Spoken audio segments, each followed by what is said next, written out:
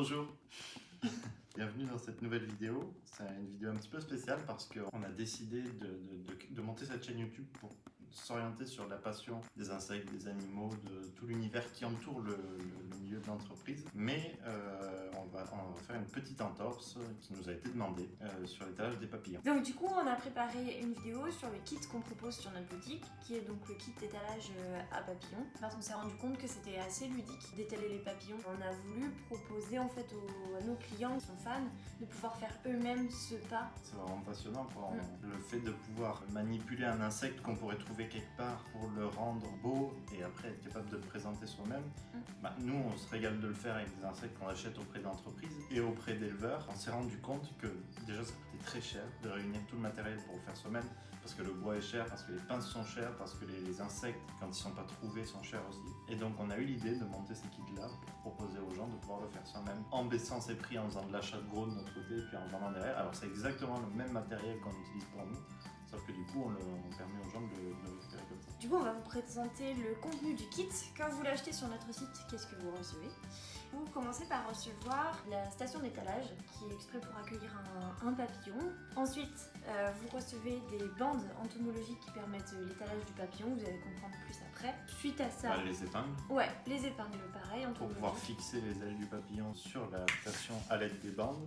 Ouais, qui sont beaucoup plus fines que des épingles basiques type couture que nous on utilisait au début et on s'est rendu compte que ça faisait des trous sur les planches. Ensuite, vous avez un ensemble, une petite pince parfaite pour pouvoir étaler les ailes du papillon sans les abîmer. Ces pinces sont spéciales pour les papillons parce qu'elles attrapent l'aile de façon ferme mais sans pour autant exercer trop de pression et sans risquer de casser l'aile. C'est ça, en fait elles sont plates au bout. Et le dernier élément, c'est ce guide papier avec les étapes qui sont décrites et puis des schémas. On n'en reçoit que des avis positifs, mais on nous a dit que ce serait bien d'avoir la version vidéo et c'est pour ça qu'on est en train de tourner aujourd'hui pour pouvoir proposer ça. Du coup vous recevez aussi un papillon ou plus selon ce que vous sélectionnez sur notre site. Ils sont choisis aléatoirement. On essaye quand même, si vous en prenez 3, d'en avoir 3 différents pour pas que ça soit trop redondant, trop la même chose. Et voilà, mais ils sont tous vraiment magnifiques quoi. Et on arrive au cœur du sujet, c'est-à-dire qu'un papillon séché, quand on le reçoit, il est dans une papillote comme ça. Il n'est pas du tout ouvert, il n'est pas déjà encadré, il n'est pas déjà sous une cloche.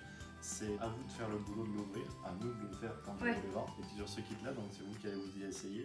Et donc il y a tout un lot d'étapes et de techniques pour bien faire ça proprement. Et c'est ce qu'on va décrire. Alors on va pas le faire avec parce que ces papillons-là ont une belle taille, mais quand même ils sont pas massifs. Donc on va faire ça avec un papillon un peu plus grand. On va le faire avec un morpho pour cette démo. Et ça vous permet. Ça sera plus visible pour la manipulation. Ça vous permettra de mieux vous rendre compte de la position des ailes, des manipulations. Donc vous allez voir, la station est un petit peu plus grande parce que c'est celle qu'on utilise pour l'entreprise. Les papillons sont plus grands, mais c'est la même chose, c'est exactement les mêmes étapes. Donc la première étape, c'est de préparer le bac d'humidification. Le bac d'humidification, c'est ce qui va permettre à votre insecte qui est séché de pouvoir être de nouveau malléable et de pouvoir le manipuler sans casser. Donc vous prenez une boîte en plastique où vous mettez un fond de papier absorbant légèrement humide. Vous refermez le couvercle et vous laissez 2 à 3 jours le papillon à l'intérieur. Pas plus, sinon il y a potentiellement de la moisissure qui peut se former. Et pas moins, parce que sinon vous allez avoir un insecte qui est trop sec et qui va pas pouvoir être facilement manipulable et vous risquez de casser les ailes, casser les antennes, les pattes, et du coup c'est dommage. Nous on a l'habitude de laisser 2 jours dans la boîte, autant qu'ils reprennent bien de la souplesse. On les installe sur la station. On voit si c'est bien manipulable et s'ils sont encore trop raides, on n'hésite pas à les remettre un jour de plus dans la boîte en réhumidifiant un peu. Et au moins on est sûr d'avoir un papillon, il ne faut pas précipiter la manipulation. Une fois que votre papillon est humidifié et que vous pensez que c'est bon, vous allez prendre une aiguille que vous allez enfoncer dans le corps du papillon, puis que vous allez venir placer sur la station d'étalage dans le trou qui est au milieu. Le but c'est que le niveau des ailes soit à peu près au niveau de la planche d'étalage pour que les ailes s'ouvrent très naturellement sans trop forcer. L'étape suivante, avant de positionner les ailes, il faut commencer à les entrouvrir. Et donc pour ça vous allez utiliser les petites bandes, les plus petites, qui permettent de commencer à entrouvrir les ailes pour leur donner une première position et préparer l'ouverture. Et puis sur l'étape suivante, on va venir les ouvrir complètement. Pour les entrouvrir, il faut juste les 2 petites bandes, puis 2 aiguilles sur chacune pour les maintenir en position ouverte. Vous les glissez légèrement entre les ailes, puis vous venez plaquer une première fois légèrement la première aile, puis faire la même chose avec la deuxième aile. Et donc une fois que c'est fait, on passe vraiment au cœur de l'étalage, à savoir le positionnement des ailes. Il y a deux façons de faire. Soit vous faites une aile d'un coup en positionnant à la fois le haut et le bas, soit d'abord le haut des deux ailes, puis le bas des deux ailes. Le tout c'est que le résultat à la fin soit symétrique, mais avant tout vous satisfasse. C'est vraiment au feeling, quoi. Il y a des fois où on va préférer faire une aile d'un coup, des fois on va commencer par le haut. En fait ça dépend si vous êtes confortable avec la position où vous êtes pour étaler. En fait, si vous voyez que vous vous gênez en faisant une aile, du coup vous allez amorcer la deuxième. C'est vraiment au feeling en fait. Il faut sentir le tout c'est de ne pas y aller vite, de ne pas forcer trop et de ne pas risquer de casser les ailes. Il faut être délicat, il faut être détendu. Il y a vraiment pas de difficulté énorme dans l'ouverture d'un papillon, c'est juste qu'il faut être détendu, quoi. Pour le positionnement des ailes, le but c'est d'avoir chaque aile qui forme un angle de 90 degrés. Si je prends ces deux papillotes là, ça donne ça. On a un angle de 45 degrés en haut, un angle de 45 degrés en bas. Donc le papillon ouvert, il va avoir cette forme là. Deux angles droits qui se touchent. Après parfois on les ouvre un petit peu moins parce que le motif sur les ailes a une forme plus naturelle quand ils ne sont pas complètement ouverts. Et ça, encore une fois, c'est vraiment au feeling selon l'espèce que vous allez recevoir et selon l'apparence que vous aimeriez lui donner. Il faut imaginer en fait que la position dans laquelle vous mettez votre papillon, le temps de séchage va faire en sorte que le papillon va garder cette forme-là. Donc si vous voulez par exemple un papillon avec des ailes pas complètement ouvertes, c'est possible. Il faut trouver du coup une manière de les faire tenir ouvertes mais pas trop. Et en séchant, le papillon va garder cette position. Une fois que vous avez fait soit les deux parties hautes, vous faites les deux parties basses de l'aile, soit on a fait d'abord une aile complètement et ensuite l'autre partie. Quand vous avez fini une moitié d'aile, vous pouvez l'immobiliser avec des épingles. Sur la bande entomologique, il ne faut surtout pas percer l'aile. C'est l'intérêt des bandes, c'est que vous allez percer le papier, mais pas l'aile, pour la maintenir en place le temps du séchage.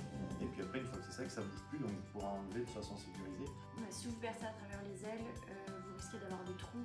Une autre utilité des bandes, c'est qu'elles vont vous permettre d'accompagner le mouvement de l'aile. Il n'y a pas besoin de trop tirer avec la pince. Vous remarquerez que si vous appuyez avec la bande pendant que vous manipulez avec la pince, ça va venir tout seul. Il n'y a pas besoin de forcer, pas besoin de trop fermer la pince pour pas risquer de casser l'aile. Même nous, on s'en rendait pas forcément compte au début, mais c'est quelque chose qu'on a appris à force de manipuler des papillons. La dernière étape, une fois que vous avez fini de positionner les ailes, c'est de glisser les antennes sous les bandes et de les maintenir avec une épingle. Comme ça, tout votre papillon sera plat, parce que si les antennes restent à la verticale, on va pas bien les voir, donc il vaut mieux les positionner dans le même sens que les ailes. Une fois que vous avez terminé ce travail-là, vous avez fait plus gros.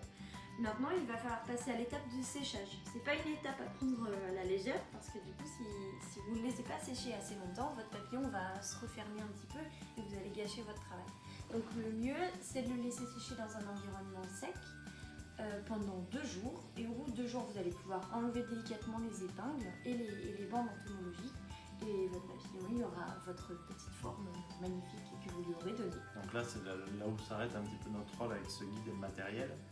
La dernière étape, c'est ce qu'on appelle le montage. C'est là où vous allez pouvoir faire ce que vous voulez du papillon, soit le positionner dans un cadre, soit sous un dôme, soit dans une décoration à vous. Le truc qu'il faut savoir, c'est qu'il ne faut surtout pas mettre de colle sur les ailes d'un papillon, parce que ça risque de complètement les dépigmenter. Et surtout, pas de résine. Vraiment, on a fait l'expérience. La résine, en fait, vient abîmer les écailles. Du coup, votre papillon, il devient noir. Donc, surtout pas de résine en contact direct. Si, par exemple, vous mettez une planche de verre ou une planche de plastique et qu'après vous mettez de la résine, il n'y a pas de souci. Mais par contre, surtout, aucune résine en contact avec les ailes du papillon. De toute façon, il faut éviter tous les solvants au contact avec l'aile, parce que c'est ça qui va venir les abîmer. Voilà. Donc nous, de toute façon, ce qu'on vous a montré là, c'est exactement la même méthode qu'on utilise avec nos papillons pour ceux qu'on propose sur la boutique. Donc il n'y a pas de secret, hein. C'est vraiment juste l'histoire de prendre un coup de main, mais au final, si au début il y a un petit peu de stress qui vient s'installer, à la fin c'est que du plaisir de prendre ces animaux séchés et puis d'en faire parler sa créativité en les positionnant comme on a envie et après de les présenter comme on le sent aussi. Le kit peut être utilisé avec des insectes que vous avez trouvés. On nous a aussi beaucoup posé la question, voilà, j'ai trouvé un coléoptère qui n'est pas une espèce protégée, car attention, beaucoup de coléoptères sont protégés en France et vous n'avez pas le droit de les récupérer, même moi. Et j'aimerais en faire quelque chose, mais je sais pas comment faire. Est-ce qu'avec le kit c'est possible? Oui, avec le kit c'est possible. Vous pouvez récupérer du coup votre insecte que vous avez trouvé dehors. Le but étant quand même d'abord de le faire sécher pour éviter qu'il y ait des parasites qui se développent à l'intérieur, parce que ça reste un animal mort. Une fois que l'insecte est séché, vous pouvez le mettre dans la boîte d'humidification et suivre les étapes un peu comme le papillon, sauf que du coup il y aura des élytres à ouvrir, etc. Mais voilà, vous pouvez l'utiliser pour des animaux La que vous avez méthode trouvés. est très très similaire. Donc on espère que ça a été clair. De toute façon, vous en faites pas, vous avez aussi le guide papier qui est inclus avec le kit. Quoi qu'il en soit, n'hésitez pas à nous poser des questions, soit en commentaire de la vidéo, soit en message sur nos pages sur les réseaux sociaux. On répond vite, on essaye en tout cas. Et du coup, on se tient à votre disposition. N'hésitez pas à poser vos questions, n'hésitez pas à réagir, à partager les photos de vos propres étalages. Toujours ultra intéressant de voir comment les gens, avec leur propre créativité, s'approprient cet exercice-là et en font des choses qui sont nouvelles. C'est vraiment intéressant à regarder. En tout cas, voilà, merci d'avoir regardé la vidéo. J'espère que ça aura été clair. Et voilà, n'hésitez pas et salut! Salut!